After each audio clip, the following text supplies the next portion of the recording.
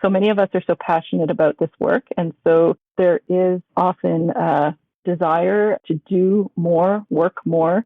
So I would say there's an unlearning process around that.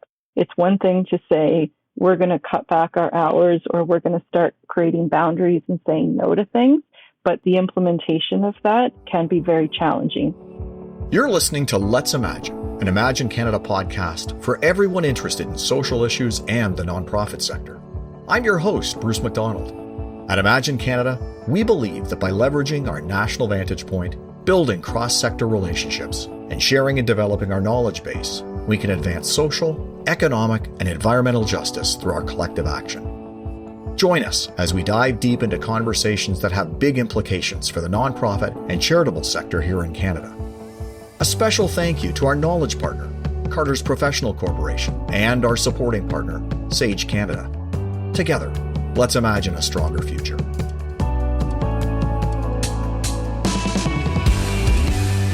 This week on the podcast, we're discussing work-life balance and the rise of the 4-day work week. There's no denying that the pandemic has been difficult on all of us. Staff have worked extra hard for a long time, and the lines between personal and professional lives have been blurred with everyone working from home. A growing number of organizations, mostly companies, but also nonprofits, have started to explore new ways of working and providing more flexibility to employees. If the pandemic was the catalyst of the rise of the 4-day work week, competition for talent is certainly another factor. At Imagine Canada, we're currently testing the 4-day work week. We launched a 6-month pilot project at the beginning of January, and we're also seeing other organizations have started testing a shorter work week some time ago, and one of them is Impact Organizations of Nova Scotia. We're grateful to welcome their executive director, Annika Voltan, and to learn more about their experience and share their learnings. Annika, thank you so much for taking the time to chat with us today. Hey, Bruce, thanks so much for having me. Glad you could be here. So we're just going to kick off talking a little bit about the organization. You know, both of our organizations have similar missions. Your organization, Impact Organizations of Nova Scotia, advocates for, supports, and amplifies the shared voice and work of the community impact sector. So to start off with, and just to warm things up, how are nonprofit organizations in Nova Scotia doing these days? Yeah, that's a big question. You're right. We do have similar mandates, and I think a lot of what we're finding aligns with what you've been sharing out at a national level. Of course, funding is always a big topic that comes up when you ask how the sector is doing. But I think what stands out to me in my research and engagement with people over the last couple of years is how much these issues of workload and burnout have come to the top. I would say that there's always been challenges around trying to do so much with sometimes so little. But as we've moved through the pandemic, that has just become more and more acute, especially as volunteerism has dropped off and there's changes around, demographics and how organizations are being supported, especially in rural areas. So there's this growing divide between the need and the capacity and the resources for the sector. And so we did a number of community conversations here in Nova Scotia in the spring. And what we heard was a lot of pride about how different groups and organizations showed up through the pandemic and the role that they played in helping to distribute government services and information and meeting people in community, but also nervousness around the desire to go back to the status quo.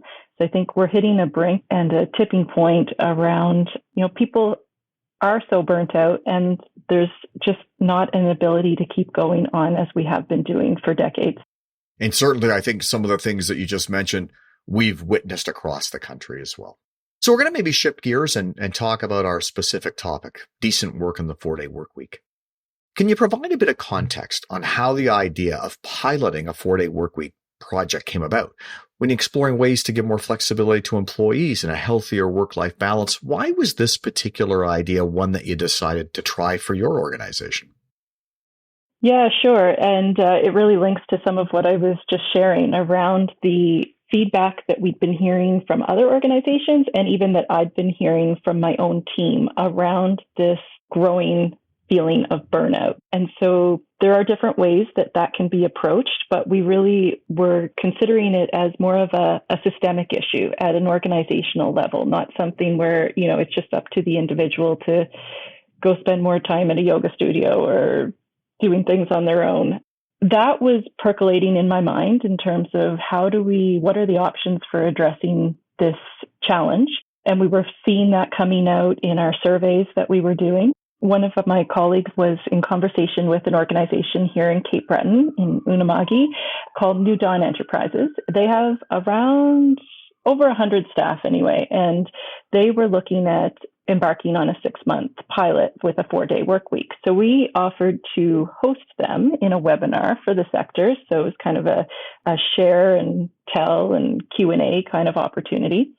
And at the same time, I believe it was the Ontario Nonprofit Network hosted a webinar where folks like Food Share Canada, Greenpeace Canada, and several others were also sharing what they were doing around the 4-day work week.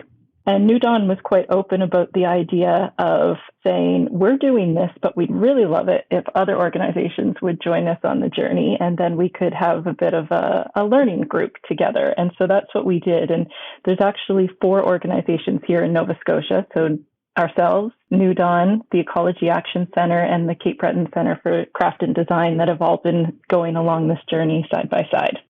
That's great. So we're going to break that journey down a little bit here. And as your organization has been piloting this for several months, we thought we'd ask about and invite you to tell us, how did your team prepare for the pilot as they were thinking about making this transition? Yeah, great question. And I definitely would want to emphasize the need to prepare for this kind of transition, because it's not something to necessarily jump into overnight without conversation and thought. As I mentioned already, we weren't on our own. So some of the legwork had actually been done, which was great, like work around, what does this look like from an internal HR policy standpoint? So we were able to benefit from some of the experiences of our peers. And in that group of 4 that I just mentioned, we kind of decided to divvy up contacting other organizations across the country and get a better sense through interviews of what they had experienced and what they would recommend in terms of going into this on our own. And the other thing that we did is we here at IONS try to do team retreats a couple times a year.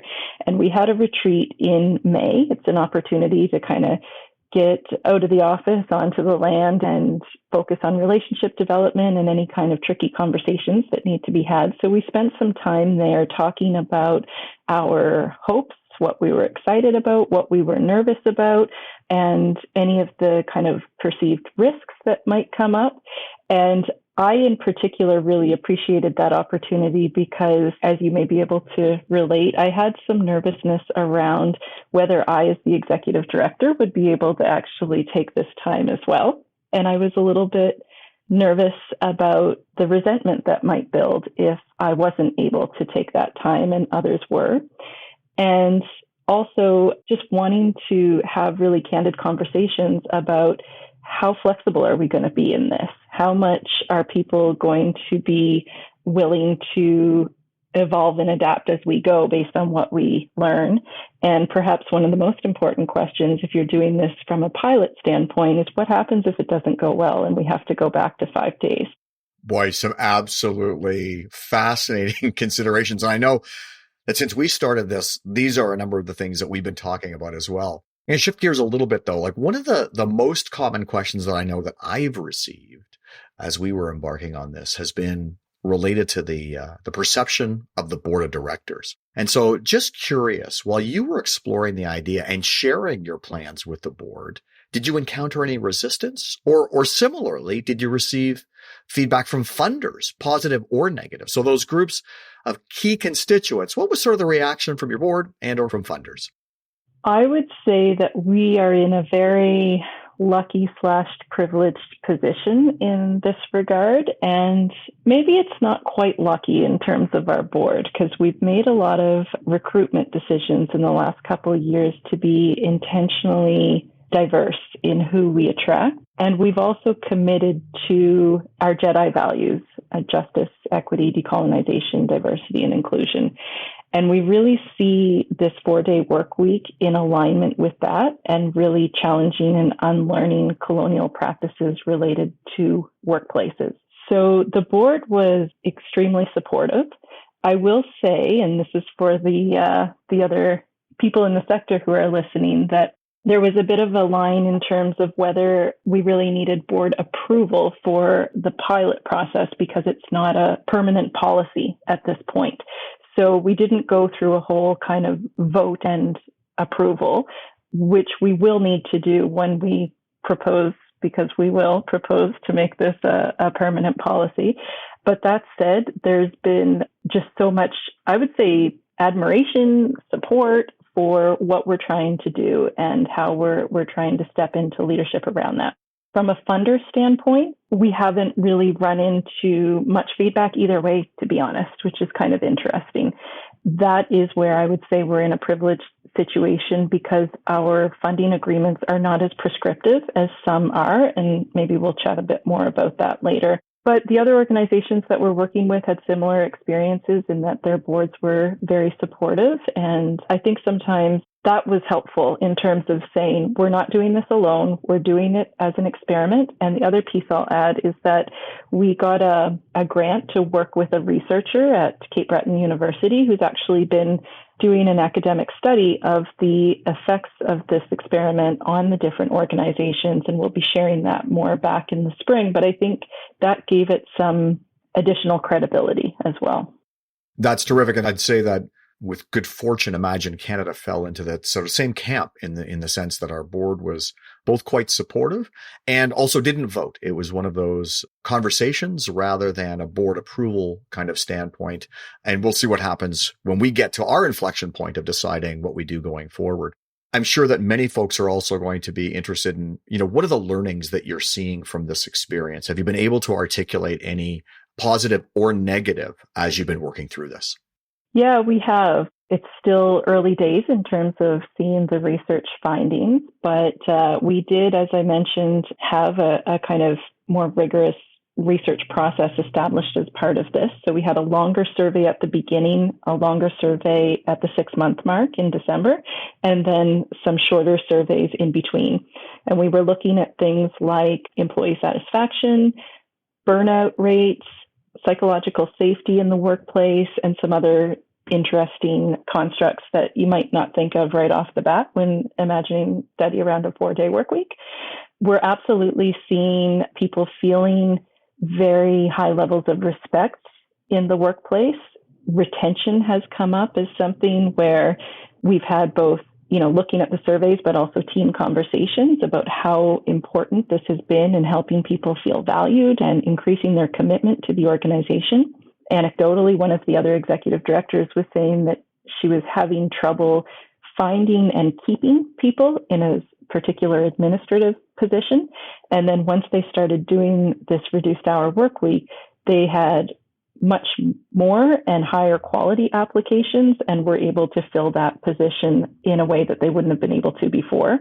We recently hired a junior level position, had over 80 applications for it without, really using job boards. And I think people are really noticing that there's a commitment to challenging that status quo. The other thing I would add in here in terms of the learning, and this is a sector-wide, I don't know if you call it an epidemic or what, but so many of us are so passionate about this work. And so there is often a desire to do more, work more. So I would say there's an unlearning process around that. So it's one thing to say, we're going to cut back our hours or we're going to start creating boundaries and saying no to things. But the implementation of that is and can be very challenging.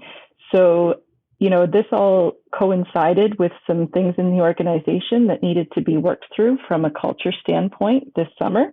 And we've been spending a lot of time having discussions, very honest, frank conversations about what does it mean to decolonize workplaces? What does it mean to really think differently about notions of productivity, how we do meetings, how we make decisions, how we hold each other accountable? Because if we're going to cut back the number of hours in a week, we can't just try to do everything that we've been doing all along. And so it really helped us bring a critical lens to how we're spending our time. Still a work in progress, but there's been a lot of learning around that. Now, you've already spoken a fair bit about both the idea of retention and attraction of staff. One question specifically, for the positions that you mentioned that you were seeing significant numbers of applicants, were you including the 4-day work week in the job posting so that they were aware of it? Yep, we were, with caveats that it's not permanent yet. So at IONS, we have it in place until the end of our fiscal year in March, and then with a plan to put it forward to the board. So people who were applying knew that there was a risk that it wouldn't become a permanent policy, but it was shared. That's great. Thank you. So one of the things that you had noted in an interview with Future of Good was that many nonprofit organizations may not be able to benefit from a shift to a 4-day work week, which could kind of create an inequitable type of environment. Whether because of funding agreements or the nature of the services and programs, some organizations are not simply able to explore this idea. The 4-day work week is one example of decent work practices, which can take many forms. Has your organization explored or adopted other decent work practices that may be more accessible to types of organizations that don't necessarily see themselves as a 4-day work week candidate, but that would increase staff well-being and work-life balance? Yeah, and I do think that's an important point to keep raising, that there's an opportunity to advocate for changes from a funding policy standpoint around how prescriptive some funding agreements are in terms of the number of hours that positions need to have in a week or when they need to be working. And in the same way, we're exploring trust-based philanthropy in other areas, leaving those decisions to the organizations versus having them dictated by funders is something I think we should be taking a closer look at. We have been thinking about this, as I mentioned, kind of in that broader scope or view from the perspective of how do we really challenge traditional or conventional colonial workplace practices. I guess one area I might share that we've been digging a little deeper is around the recruitment and hiring process. We know that a lot of traditional ways of hiring often privilege those of us who are white, able-bodied, neurotypical people. So we've started doing some things like, offering either in-person or virtual interviews, making sure that interview questions are provided ahead of time so that candidates have the opportunity to process and prepare. Just most recently implemented a $50 honorarium for anybody who's part of an interview process so that we can recognize the unseen labor that goes into those preparations and the time taken. And we also have stopped asking candidates to create new or unpaid work in relation to hiring. So, for example, if you're asking somebody to write something new or create something new, we now will say, no need to do that. We just want to see something you've already done. And I think there's other things around flexibility and time off that don't necessarily need to be a 4-day work week, but rethinking, how much time are we offering? How much flexibility is there in terms of expectations about when people work or where they work? And I know even for myself, I've been, honest with my team that this is a challenge for me sometimes because I was very much conditioned and trained to think about 9 to 5, 5 days a week. And so having people kind of working on different schedules in different places sometimes still gives me a little bit of heartburn. But yeah, we're doing all kinds of things, around that decision-making piece is a huge one. So people have more autonomy, more ability to make decisions that are affecting their work directly. Those are some great examples. And I know at Imagine Canada, we too have been looking at what are other practices we can institute as we think about decent work, as we think about a great work environment, and something like the honoraria for interviews is something we too have started. So as we close things off, I'm curious to circle back a little bit to this idea of trepidation or nervousness, particularly for executive directors or CEOs. But I'm going to invite you to maybe comment from a positive perspective in terms of, as you've been thinking about your role and the pilot that you've been undertaking so far, what for you is the most exciting component as an executive director or CEO having started this 4-day workweek pilot?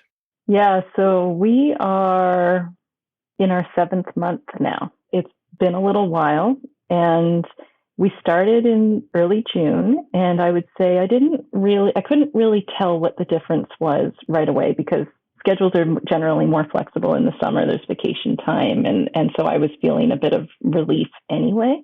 But I was also feeling on the brink of burnout, or maybe, in burnout, I don't know.